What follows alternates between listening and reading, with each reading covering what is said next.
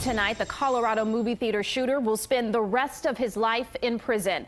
The jury did not come to a unanimous decision on the death penalty for James Holmes. CBS 4's Lauren Pastrana spoke with the man who was the Aurora, Colorado police chief at the time of the shooting, now Miami Beach's top cop. Lauren. Erica, Chief Dan Oates is relieved that this is all over tonight, though he acknowledges the pain the victims' families feel will never truly end. 3 years later, he says his officers did everything they could to save lives in that theater. We, the jury, do not have a unanimous final sentencing verdict on this count, and we, the jury, understand that as a result, the court will impose a sentence of life imprisonment without the possibility of parole. That same verdict repeated 24 times, one for each murder count James Holmes is guilty of. In the end, the Colorado movie theater shooter avoids the death penalty. I am disappointed at the outcome. I am not disappointed with this system, and I'm not disappointed with this process. I thought death, I still think death is justice for what that guy did. The sentence brings to an end a 15-week trial that began in April, but it does not bring closure to the families of the victims. That's not justice.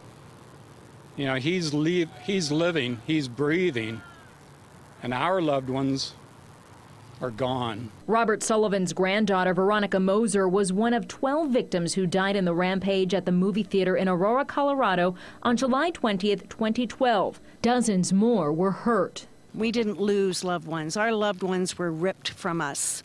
Holmes' defense attorney pleaded with the jurors to spare his life, saying his mental illness pushed him to kill. I surmise that they must have accepted that he had some level of mental illness, and for that reason they were compassionate and decided not to sentence him to death. Miami Beach Police Chief Dan Oates was the chief in Aurora when the tragedy unfolded.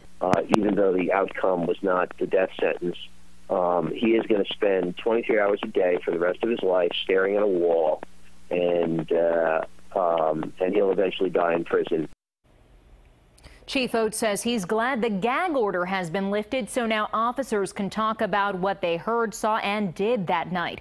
The district attorney who prosecuted the case says a plea deal was on the table at one point, but he opted to move forward with the trial because he wanted all the evidence to be made public.